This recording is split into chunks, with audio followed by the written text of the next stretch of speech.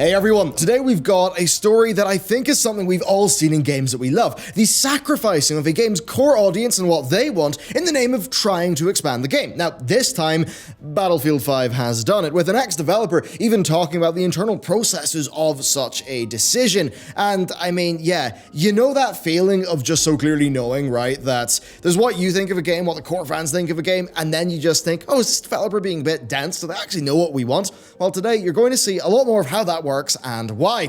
Oh, and this is also the second time they've tried to pull this one.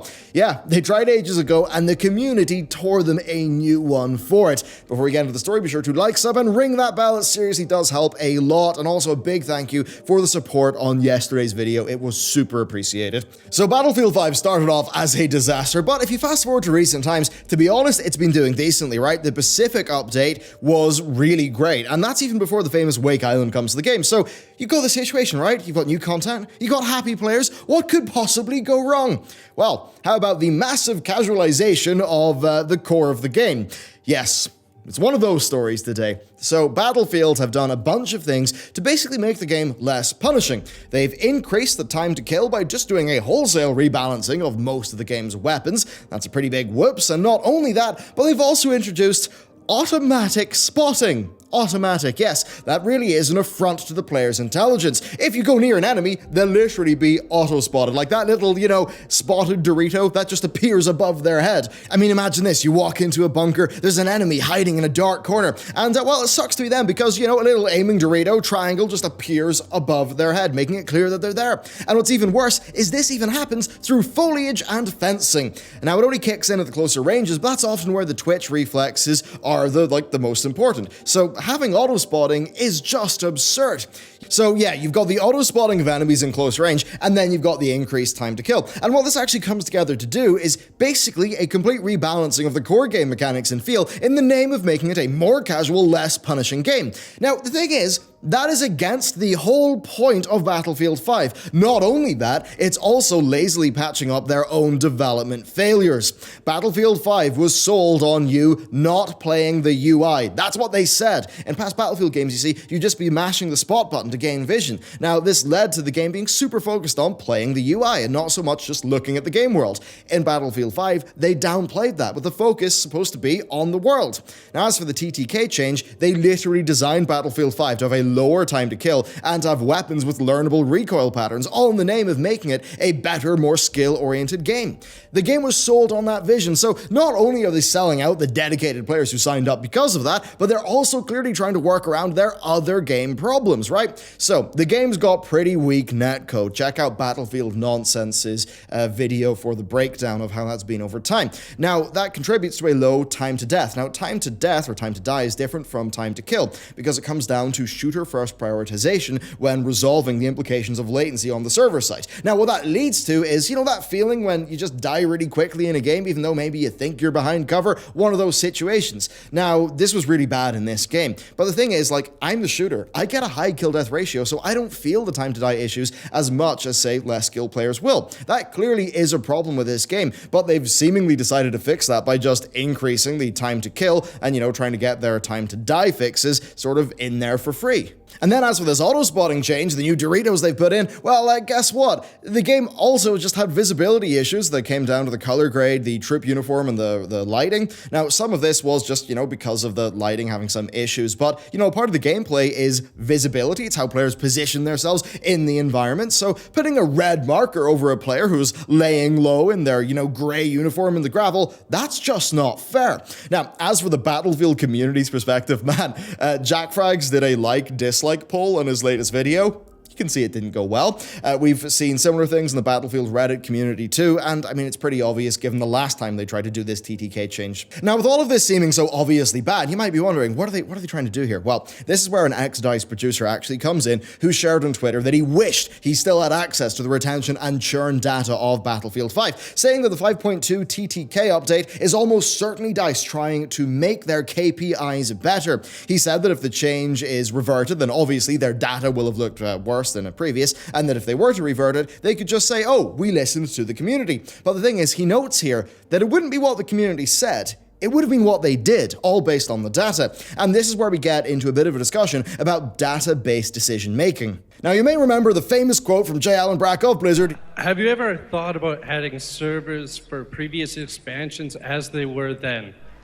No.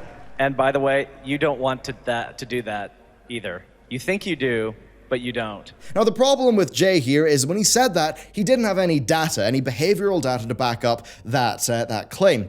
However, sometimes you do get situations that are a little bit like that, and that's what he's getting at here. So I've got actually a decent example from my other YouTube channel, the World of Warcraft one. So we can do a real spicy video about breaking news, and people will be like, oh, we want more serious content. So, we've got a series ongoing, which is the complete history of World of Warcraft, more documentary style, and that gets our highest, positivity and ratings and stuff like that. But at the end of the day, people just don't watch it. And a lot of people are wondering, like, why did you abandon this series? Where does it going? Because we, had a little bit of a blip. And a lot of that just comes down to, well, look, we know there's a big audience here who really likes that series, but, a lot of you don't watch it. And that's what the database decision making comes down to. Now, the difference here is that I know that's a niche series, but I'm still going to keep on doing it because I personally believe in it. I don't want to sell out the people who also went along on that journey with me. Now, this is a similar case from DICE. They know what their core players think, but at the end of the day, if their core players are outweighed by, a big mass of casual players overwhelming them in the data, do you know what that means? Yeah, they're actually perfectly fine to, compromise the core vision of their game in order to broaden its appeal. And really, that is just an inherent problem of applying data-based decision-making to art. And games are art, and that's the problem. And this is a pattern you've likely seen across so many games over the years, right? When the core audience isn't enough, well, the play is to try to expand it. But what's wild here about the Battlefield thing is they already did that. The Pacific update was great, and it even came along with a big bundle, sale of the game. It clearly got people in the door, but perhaps DICE are worried that their game is just too hardcore to keep them, hence this change. And really, to be honest, as a lifelong Battlefield fan, it's really depressing seeing DICE flounder about from entry to entry in that series. The games are getting, they're getting more casual over time. BFE 5 had some good moves with the TTK, the weapon recoil,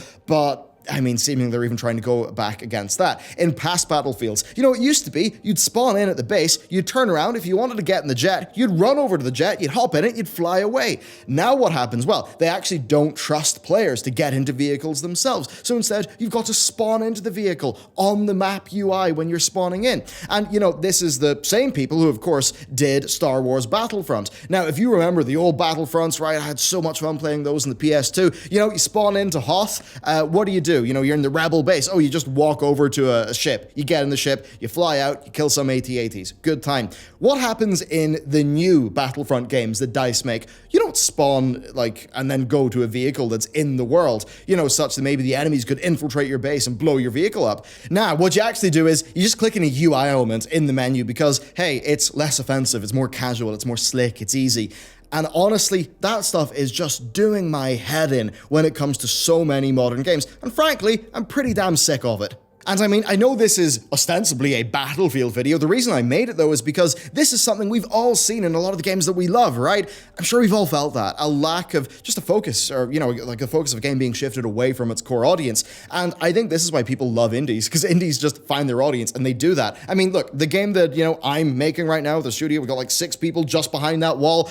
It's a narrative game. It is unashamedly a narrative game. It is not trying to broaden its appeal, bar what it is supposed to be. Our goal is for that game to be its own thing, to do that as well as it can. And, if some people don't like that, fair enough, the game is not for them. We're not going to compromise the game's vision in order to broaden that appeal. And that is just something that indies can do because, there's not inflated budgets. There's not big AAA publisher things going on there. And it really is that selling out of the core that, I always want to avoid. I do, World of Warcraft videos on my other channel, and, the amount of times it's just felt like the devs there have been terrified of putting any difficulty into the game outside of raids and dungeons, such that the world of Azeroth just feels a little bit empty sometimes. And really, that's somewhat of the problem, because if you want a big MMO like World of Warcraft that's, pretty hardcore, it's actually quite hard to get that, because is an indie going to have a budget? No, not really for something like that. And then you also get into the problem of, as an example, this is a sort of a different flavor of this, but often you'll feel like there's a game that you love, but the marketing for that game in a lot of cases won't really feel like it's targeted at you.